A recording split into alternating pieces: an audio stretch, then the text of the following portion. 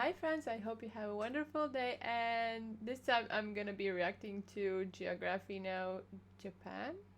So yeah, I'm intrigued. So yeah, let's go. Country I barely have to introduce you to. Let's just get it over with. Sushi, geishas, karate, temples, ramen, anime, sumos, weird stuff, weird cosplay, poison fish, and I'm not even gonna ask about that. Dewa! What? Ikamashou! What was that? It's time to learn geography. Now! Hey everybody, I'm your host Barbs. We have reached the land of the rising sun, Asia's island powerhouse, and home to a culture that I'm sure you've heard of. Let's just jump into it.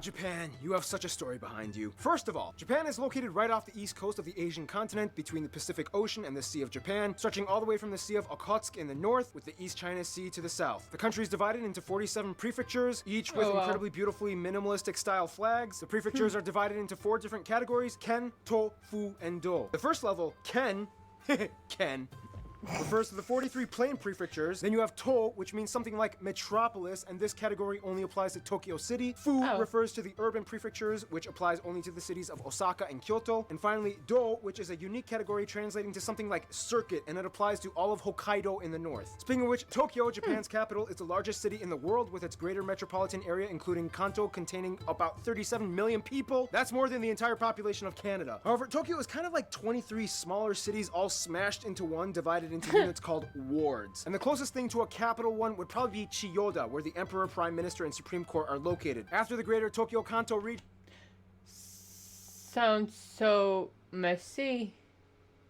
you have the next largest cities, Osaka and Nagoya, coming in at third. Keep in mind, about 90% of people in Japan live in cities, and the vast majority on Honshu and Kyushu. The busiest airports, of course, being Tokyo's 2 twins, Haneda, which is actually in Tokyo, and Narita International, which is like an hour-and-a-half drive away outside of Tokyo. Then you have Osaka's Kansai International Kicks. and Fukuoka International on Kyushu.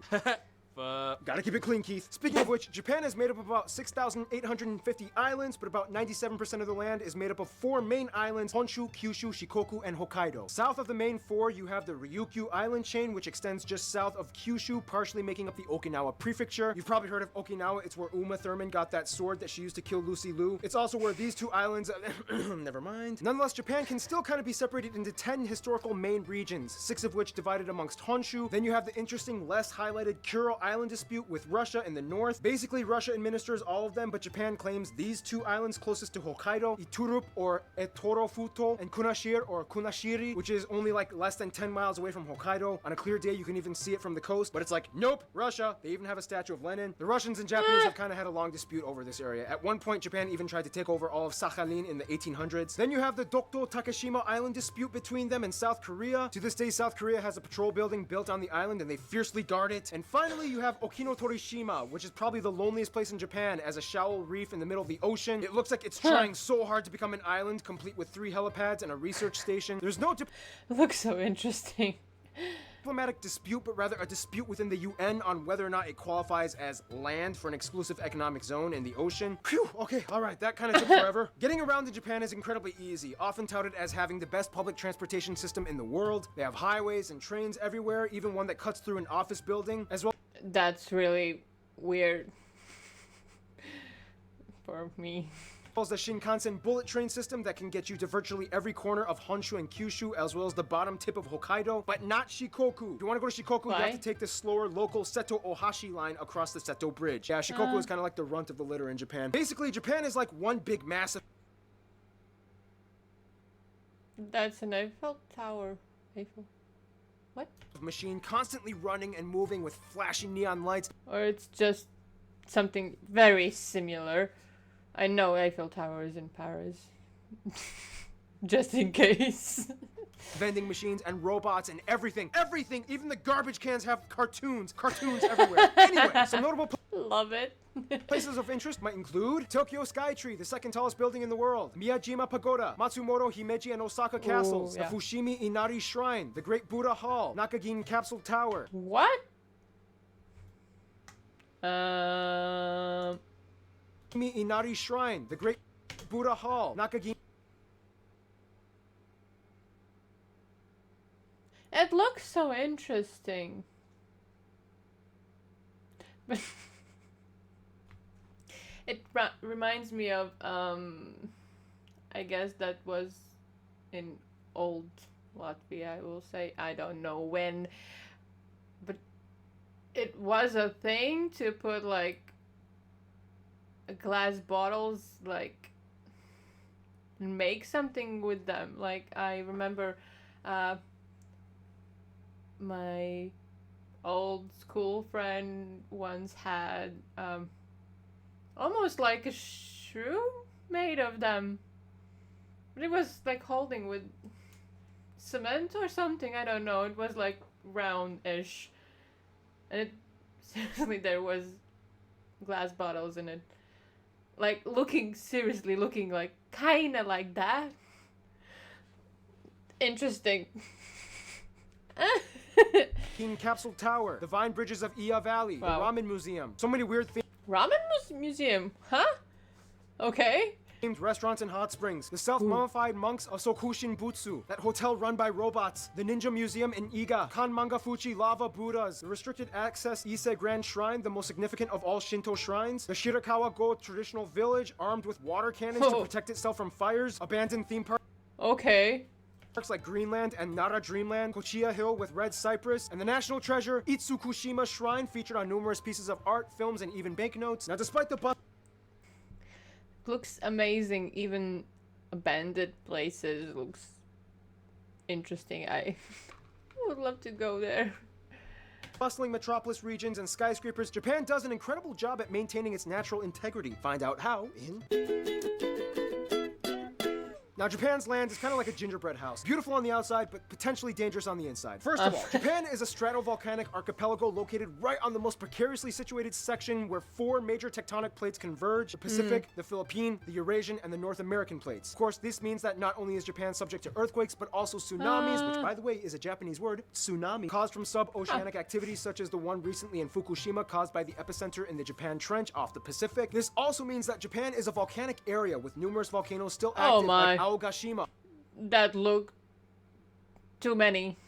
a volcano within a volcano. Mount Aso, the Volcano in a volcano. What? largest volcanic caldera. This, in return, also blesses Japan with countless natural hot springs, Yes, which they like to please. exploit and build bathhouses on, called onsen, typically indicated with this symbol. All this plate activity and volcanoes means that about 70% of Japan is mountainous, with the highest peak, Mount Fuji, overlooking Tokyo, which, Oh, by the yeah. way, is still technically an active volcano, which erupted about 300 years ago. The rift between the Philippine plate and the Eurasian plate creates the Japanese Alps, which bisects the country on Honshu. This isolated geologic war zone, in return, though, kind of blesses Japan with an abundance of unique flora and fauna. Today, about 70% of Japan is forested with nice natural water sources, like the longest river, the Shinano, and the largest lake, Lake Biwa on Honshu. Endemic animals can be found like Japanese hornets, macaque monkeys, tanukis, giant salamanders, bobtail Giant salamanders looked seriously gigantic. I didn't kind of like the look of it.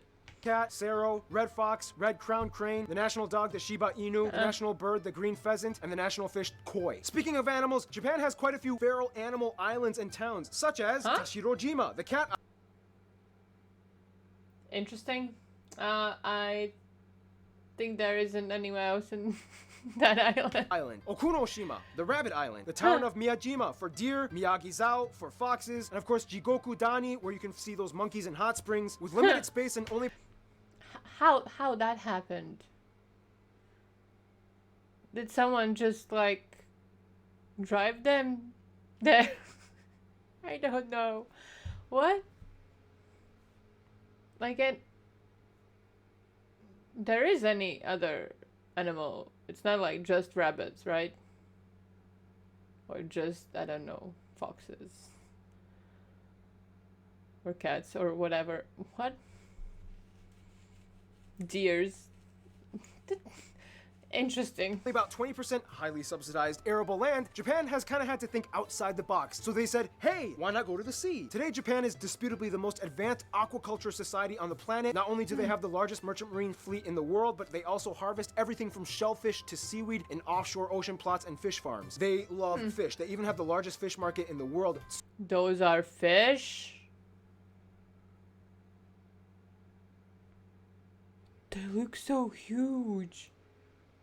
tsukiji. Speaking of which, we all know about Japanese food. I feel like I don't even really have to give you a list of notable dishes like sushi, mochi, or ramen. However, Japan is known for making strange flavors of conventional snacks, drinks, and desserts, such as yogurt Pepsi, spaghetti Yogurt Pepsi. I'm not a fan of Pepsi. I'm more Coke girl, but Coca-Cola. But yogurt. popsicles, horse and octopus ice Sorry? cream, drinks and desserts, such as yogurt Pepsi, spaghetti popsicles, horse and octopus ice cream, pancake juice, wasp crackers, and Kit Kat has tried pretty much anything under the sun.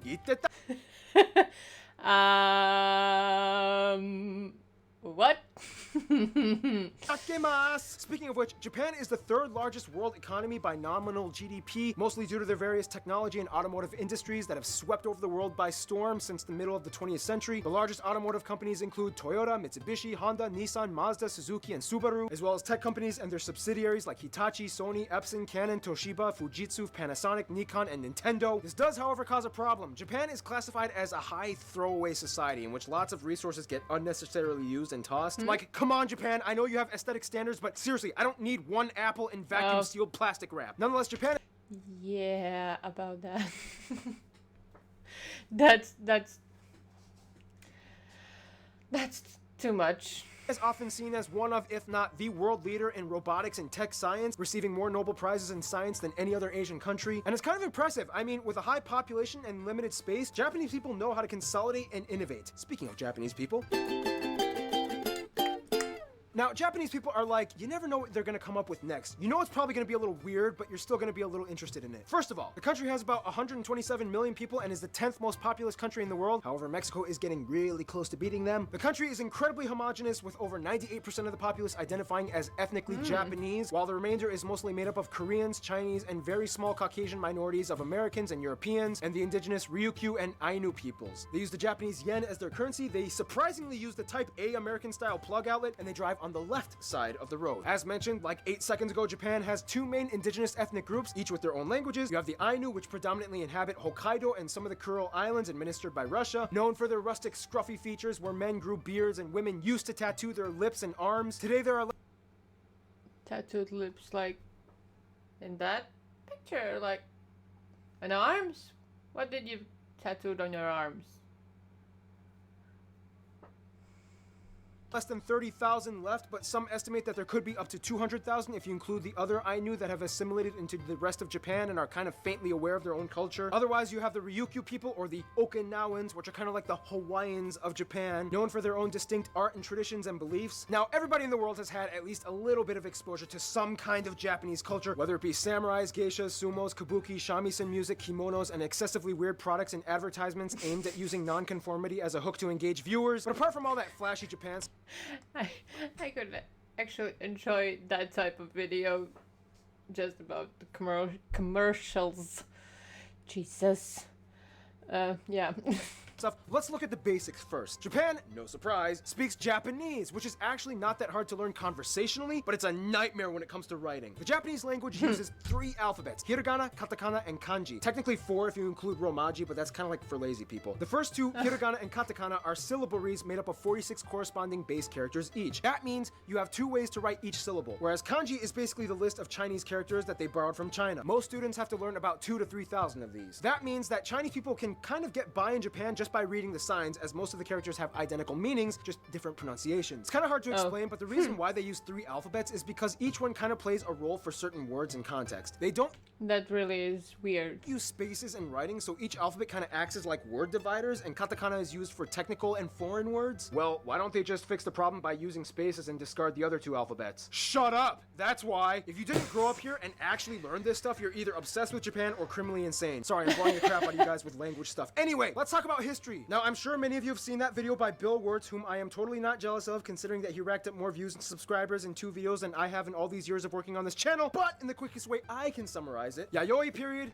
I don't know what he is, but I know you, Barbs.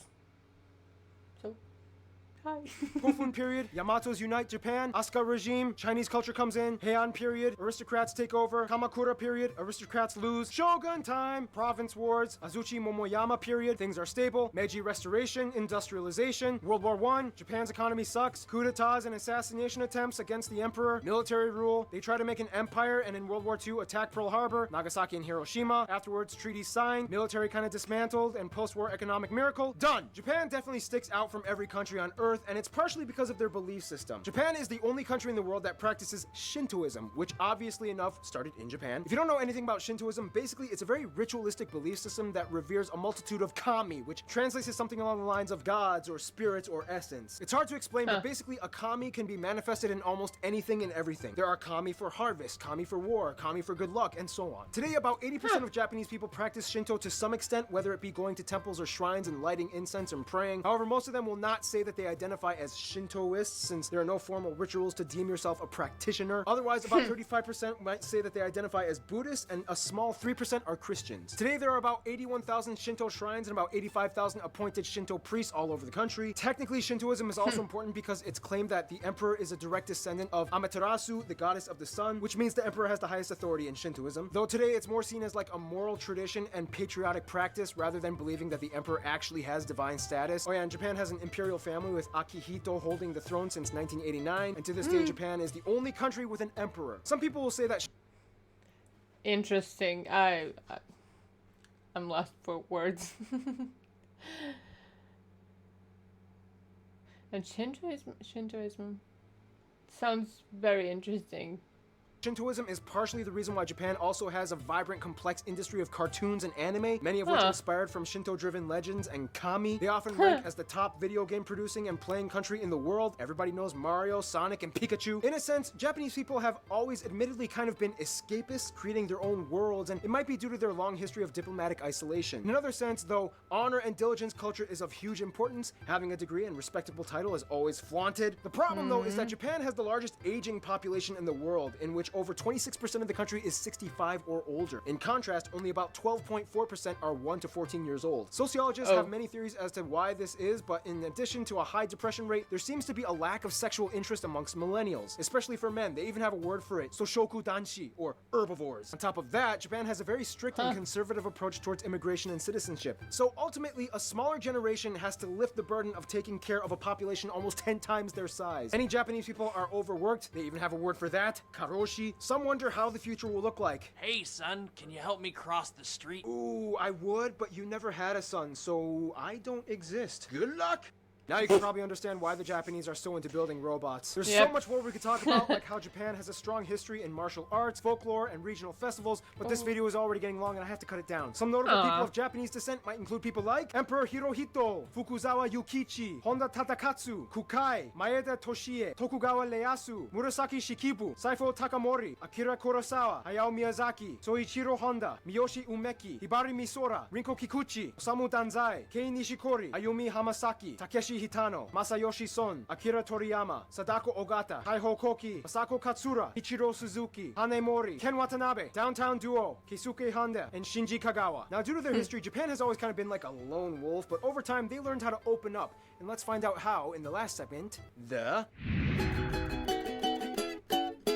So Japan is a pretty big player on the world stage. As a member of the G20, G8, IMF, WHO, UN, EAS, Interpol, and like 400 other acronyms, they know diplomacy pretty well. They get along with Brazil, Peru, and the Philippines pretty well, as each country contains many Japanese communities. And in addition, lots of people from these countries either visit or work in Japan. Peru even had a Japanese president. As mentioned in the France episode, Japan kind of sees France as like the epitome of European exoticism. And after English, French is one of the most highly desired languages to learn, although good luck considering how every French word kind of ends in a consonant. The Pacific Island nations of Palau, Kiribati, and Marshall Islands still hold close ties, even though Japan kind of occupied them during the first half of the 20th century. Japanese people love visiting and provide business and revenue for these countries. Their biggest frenemies are South Korea and China. These three are like the Asian trifecta, dominating most of the business and affairs in the East. Despite Japan having invaded and occupying these two for decades, my own grandmother was actually raised in Japanese-occupied Korea, and to this day she still speaks fluent Japanese. They've mostly moved on, plus the whole North Korea thing kind of makes South Korea and Japan close closer. The youth of today love piggybacking off of each other's cultures. Koreans and Japanese admit it, they can't get enough of Japanese anime and video games, whereas the Japanese are obsessed with K-pop, and they kind of got kanji and Buddhism from China, so there's that. In terms of their best friends, however, interestingly enough though, most of the Japanese people I've talked to have said the USA and Taiwan. Even though they don't officially recognize Taiwan as a sovereign state, on paper, they totally act like they do and stand with them on pretty much any diplomatic measure. Taiwan was actually the longest lasting occupied area under Japanese rule during the Empire years, and they have since then still kept close. Even though the pains of World War II will never be forgotten, it's funny because almost immediately after that, the US and Japan started skipping down the street hand in hand. The US kind of felt like a duty to make reparations since they were already communities of Japanese Americans, especially in Hawaii and California. My hometown, Los Angeles, has a little Tokyo, so they invested tons of money in Japan after the war, and in the 50s, Japan started booming in every industry. Culture cues were adopted on both sides. McDonald's opened up in Tokyo, 7-Eleven opened up in the US. They love burgers and Chris Evans, and we have nerds living in their mom's basements rewatching every season of Naruto Shippuden with ill-fitting cosplay outfits. In conclusion, the land of the rising sun has always kind of figured that the best way for them to open up to the world was to create their own worlds with wild imaginations driven by technology, yet still beautifully preserving the ancient, vibrant values of their ancestors. Oh, and by the way, this episode was brought to you by Bob Saget's Bear Sharktopus coffee shoes. Watashi wa kohito kutsu ga hoshi. Let's super harassment sandwich. Stay tuned. Jordan is coming up next. What was that? I just wanted to say, like, the last normal sentence was really spot on, but what was that? Amazing. Yeah. My favorite cartoon when I was kid. I really did enjoy Pikachu. Duh. And I was playing Sonic like all the time. I love them. So yeah, I hope that you did enjoy this video, and if you did, please consider to leave a like and subscribe. And yeah, if you have other suggestions, please leave them in my Discord server. And yeah, take care. Bye.